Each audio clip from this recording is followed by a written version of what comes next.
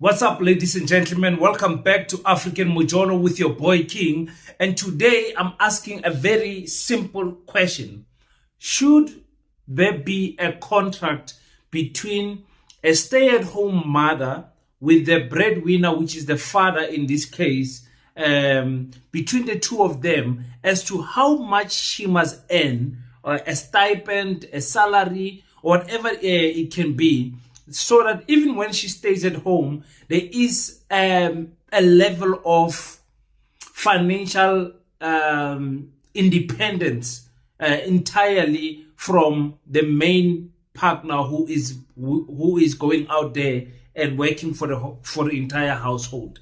Very interesting topic, and I think I am able to speak with this because my wife is a stay-at-home wife. She's a businesswoman, so that's what I believe in. I believe that women's time is so precious, especially when it comes to raising children, that they should not be locked in a 9 to 5. Let me put it that way. In a 9 to 5. It's different when the woman is doing business, or maybe even it's a seasonal artist, because they've got time during the day. And they can attend to family matters and everything. One video that I want to play you guys is of Sonia Booth, the former wife of Matthew Booth, the soccer player. He loves black people, that guy. And she's giving us some wisdom for some ladies who might be thinking about, getting into a marriage and they are single mothers. I just want us to quickly listen to her, and then I'll come back with more commentary. Still pushing my brand. So my message out there to women, before you get married, make sure that if you're going to choose to be a stay-at-home mom, for example, it sounds ridiculous, but consult a lawyer. Speak to your person. I'm talking about your husband if you are married. Married or not, that's not the point. The point is that you've sat down with this person and you've both decided that he makes enough money and you're going to be a stay-at-home mom. Get a contract signed by both parties. I agree. You stay-at-home mom, you're not earning an income, but you're running the household, you're looking after the kids. It's a job. People look down upon that. Absolutely. It's a job. Of course, it's a job you enjoy, right? Because you're raising your kids and you're looking after them. Mm-hmm. Not many people have that privilege, Absolutely. Actually, right? Yeah. A lot of women, they have to work, right? Yeah. And some even 2 jobs, and they still have a child, leaving a 3-month-old at creche. It's a privilege to be a stay-at-home mom. So if you're lucky and privileged enough to be in that position, get a contract that will say, I'm not earning an income, but I'm working at home and I'm looking after our child and I'm cleaning the house, or if there's a helper, fantastic. But if the person is so wealthy that they may just stay at home and look after the kids and run the household, better make sure that you get a stipend of some sort. Whether it's 2,000 rands a month, obviously economic situations are different, right? If he's so wealthy and so well off that he thinks you don't need a job and that you should stay at home because I can afford to look after us, right? Have a contract that will stipulate exactly how much of a stipend you're going to be getting every month. And if possible, get that money put into your own bank account. If you have a joint account, open a separate bank account that's in your name where the stipend is going to go. But if you decide that I know separate accounts and it's just a joint account, let there be evidence of some sort that there's money coming in under your name for, a stipend for. Well, what an interesting take. I think Sonia Booth, I hope that's her name. She's speaking from experience, because soccer players get paid so much.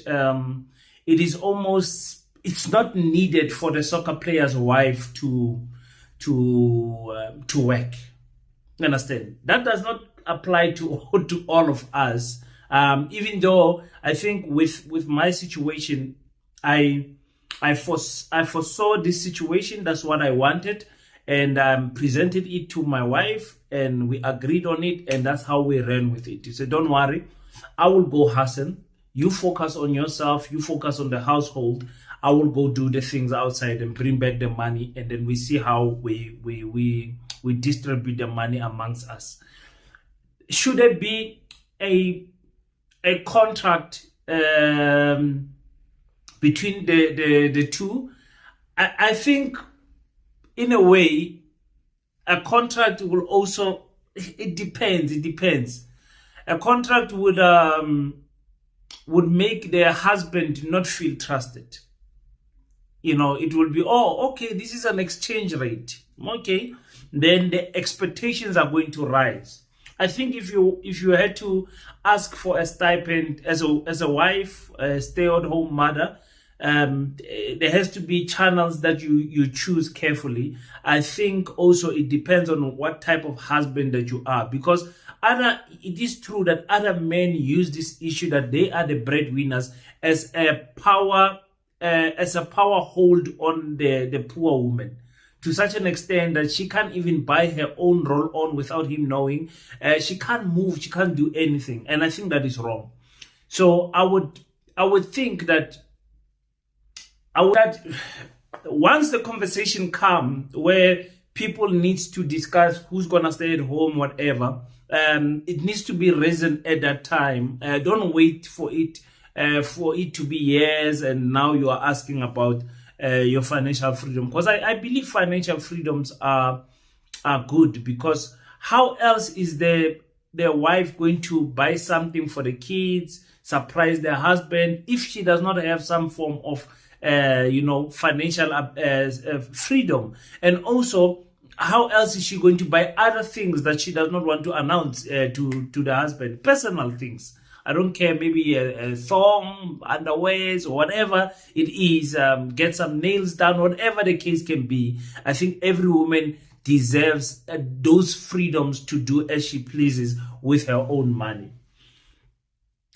For me, as in, I wouldn't say, like I said, I wouldn't say a contract. A contract is taking it a little bit too far.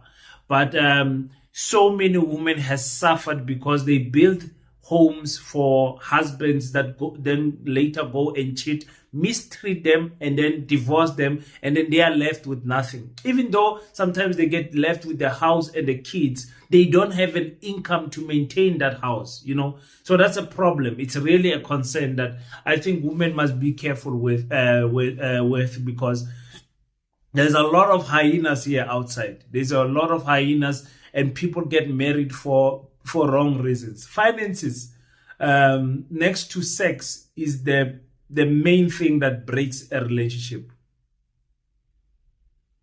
And that's a psychological study that I read, that finances and sexual contact is the reason why most marriages break.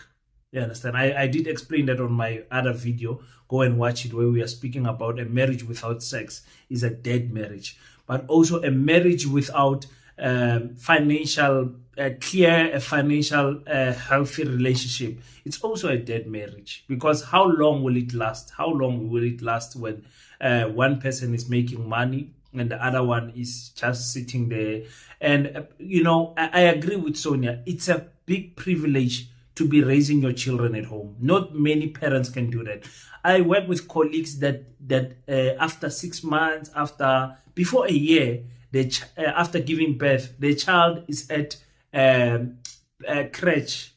I cannot imagine that with my children, because the motherly love that you have to give there during the first 12 months is so important. You can't hand that over to a crèche. I don't care how much you pay on that crèche. There is no crèche that is good enough for you to trust them with the upbringing of your child. No, never.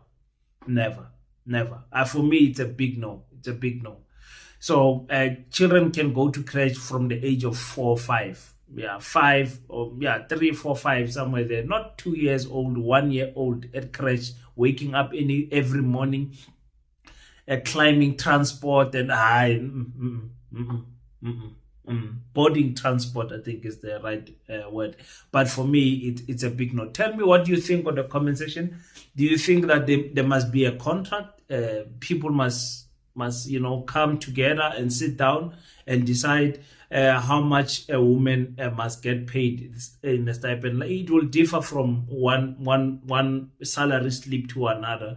Another wife, 1,500 could be okay because of the financial situation in the house, and for another person, 15,000 could be okay. Depends on how much the husband makes, honestly speaking. So that's why I motivate the woman that is staying at home can do small businesses. She can do nails, hair, property development, even run a restaurant, small businesses that don't require, or a type of business that don't require her to wake up and she must be at the office at 8 o'clock, a type of things. So that's my take on it. Tell me what you guys think about that. Hey, yes, it is me, King Said So.